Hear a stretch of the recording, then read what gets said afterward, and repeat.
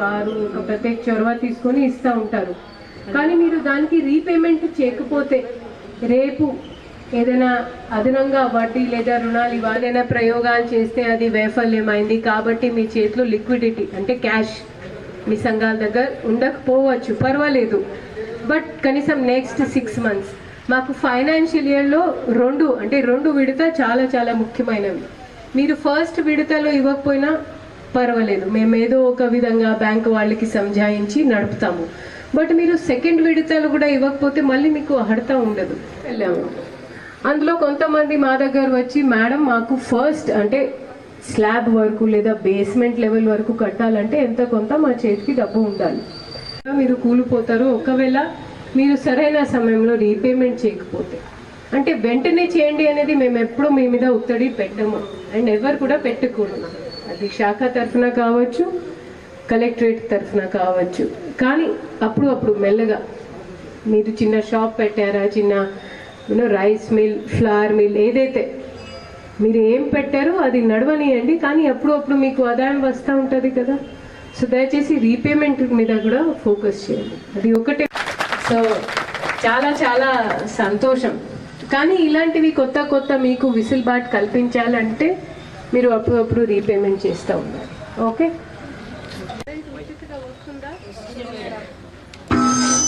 Madiga Mantari Abbayya, G Sangareddy, P Ramareddy, Lakshmibai Kasab, Abbayya Begari, Pitla Sanju, Sunchu Ramavva, చిత్తశుద్ధితో పని చేస్తుంది అనేది దానికి ఇది ఒక సాక్ష్యంగా ఈ మీటింగ్ మనం పెడతా ఉన్నాము. ఎందుకంటే ఇందాక మీరు లబ్ధిదారు జాబితా విని ఉన్నారు, వీళ్ళందరూ మీ ఊరు వాళ్ళే కదా. మేము ఏదైనా దాచుకొని కలెక్టర్ రూమ్లో, ఎంపీడీఓ గారి గదిలో మేము ఎలాంటివి జాబితా తయారు చేయము. ఎందుకంటే ప్రజల కోసం, సంక్షేమం కోసం, గ్రామ అభివృద్ధి కోసం చేపట్టిన పథకాలు ఒకవేళ చివరి వరకు బహుపేదలకి చేరుకోకపోతే మేము ఎంత మంచి పని చేసినా దాని ఫలితాలు రావు.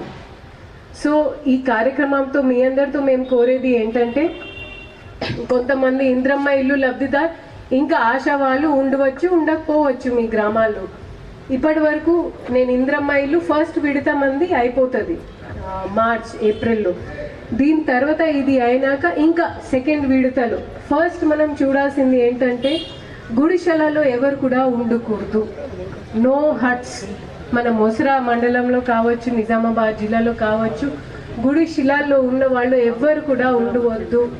వాళ్ళకి మన రాష్ట్ర ప్రభుత్వం హౌసింగ్ శాఖ ఆధ్వర్యంలో తప్పకుండా పక్కా ఇల్లు నిర్మాణం చేయాలి అనేది రాష్ట్ర ప్రభుత్వంది ఒక మంచి ఉద్దేశం.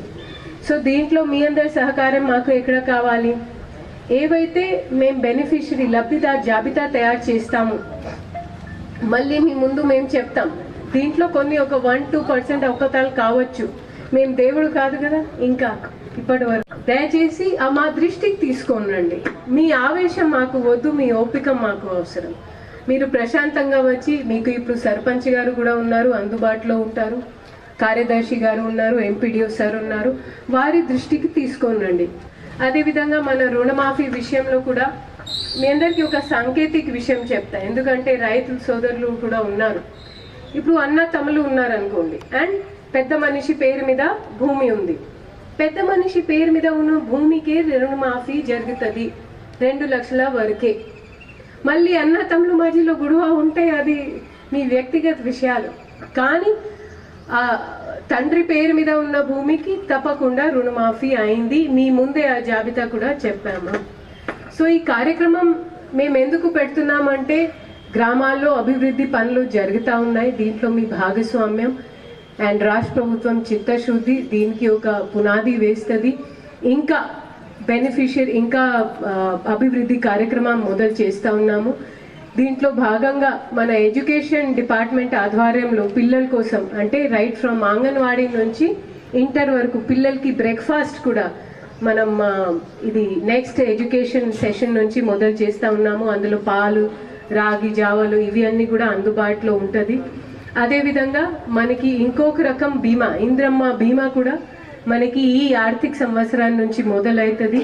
దీంట్లో కావాల్సిన అర్హులు లిస్ట్ కూడా మేము వికేంద్రీకరణ మోడల్తోనే మళ్ళీ చెప్తున్నానండి, ఇది ఫీల్డ్ నుంచి పై స్థాయి వరకు మేము లబ్ధిదారు జాబితా తయారు చేస్తాము. అందులో ఎవరిది ఎలాంటివి జోక్యం ఉండదు. మేము ఒకవేళ చిత్తశుద్ధితో రాష్ట్ర ప్రభుత్వం ఒకవేళ వాళ్ళకి క్లారిటీ లేకపోతే మేము గ్రామాల్లో అడుగు పెట్టడానికి ధైర్యం చేసే వాళ్ళం కాదు.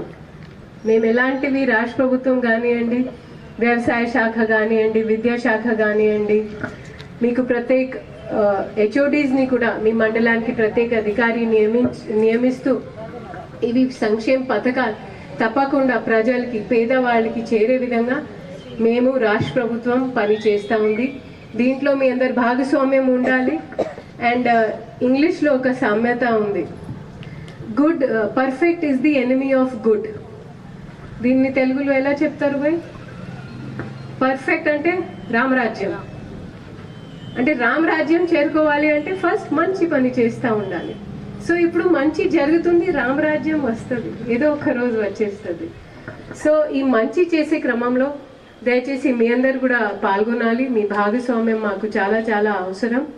ఇంకా సర్పంచ్ గారితో, ఇక్కడ ఉన్న వార్డు సభ్యురాలతో, ప్రజాప్రతినిధులతో కూడా నా ఒక రిక్వెస్ట్, ఇప్పుడు మీరు కూడా మీ గ్రామ పరిధిలో ఉన్న స్కూల్స్ కానివ్వండి, అంగన్వాడీ బిల్డింగ్లు కానివ్వండి, అప్పుడప్పుడు విజిట్ చేస్తూ ఉండండి. అక్కడ కావాల్సిన చిన్న మౌలిక విసులుబాటు మీ గ్రామ పంచాయతీ నిధులతో కానివ్వండి, అత్యవసరం ఉంటే మా దృష్టికి తీసుకొని రండి. మేము తప్పకుండా ఆ శాఖ హెచ్ఓడి తర్వాత డిస్ట్రిక్ట్ ఆఫీసర్స్ని తప్పకుండా ఆ పనిలో పెడతాము. బట్ మనకి పిల్లలు మోస్ట్ ఇంపార్టెంట్, అంతే కదా? తల్లులు ఉన్నారు ఇక్కడ, పిల్లలంటే మన భావి తరాలు. ఇప్పుడు మనం ఇది అంతా కష్టపడేది దేనికోసం? పిల్లల కోసం, కోడల కోసం కాదు కదా మేము. సో దీంట్లో వైద్య విద్య చాలా చాలా ముఖ్యమైనవి. ఇప్పుడు మీకు ఒక పిహెచ్సి కూడా ఉంది మోసరాలో. సో అక్కడ కూడా అది 12 RPHC అండి, 12 గంట. దయచేసి మహిళలతో కూడా నేను ప్రత్యేకంగా రిక్వెస్ట్ చేసేది ఏంటంటే, గర్భిణీ మహిళలు కావచ్చు, గర్భధారణ చేసిన తర్వాత కావచ్చు, మన ప్రాంతంలో ప్రత్యేకంగా రక్తహీనత బాగుంది. ఇవి అన్ని తింటూ ఉండాలి. ఇవి అన్ని ఎవరు చెప్తారు? కలెక్టర్ ప్రతిరోజు రాలేడు, అండ్ కలెక్టర్ ఏమీ డాక్టరీ చదవలేదు. సో దయచేసి మీ ఆశలు మీ పిహెచ్సిలో అప్పుడు విజిట్ చేస్తూ ఉండండి. ఇప్పుడు మన పిల్లలకి ఈ ఎండాకాలంలో స్కేబీస్ అనేది స్కిన్ ఇన్ఫెక్షన్ వస్తూ ఉంది. సో ఏదైనా వస్తే దయచేసి వెంటనే పిల్లల్ని పిహెచ్సికి తీసుకొని వెళ్ళండి. మార్నింగ్ 9 నుంచి మధ్యాహ్నం 4 గంటల వరకు డాక్టర్స్ ఉంటారు, మెడికల్ ఆఫీసర్స్ ఉంటారు, ఆశలు ANMs ఉంటారు, అన్ని మందులు అందుబాటులో ఉంటాయి.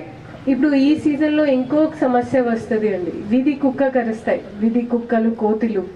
సో అందులో మన పిహెచ్సిలో ARVs అని ఉంటాయి, ఓకే, యాంటీ రేబీస్ వ్యాక్సిన్.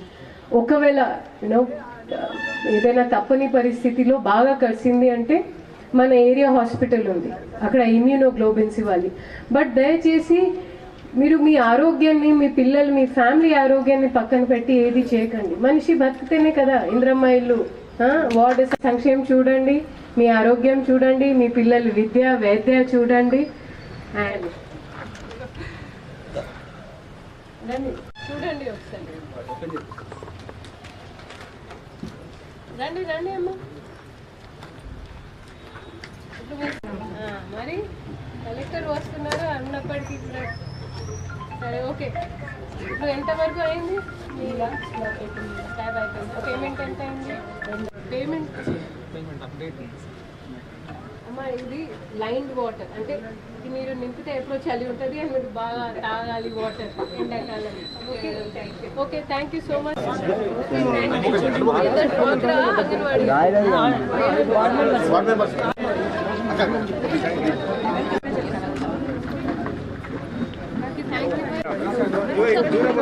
అమ్మా ఇట్లా వి షేప్లో ఉండండి, వి షేప్. అమ్మా వి షేప్లో ఉండండి.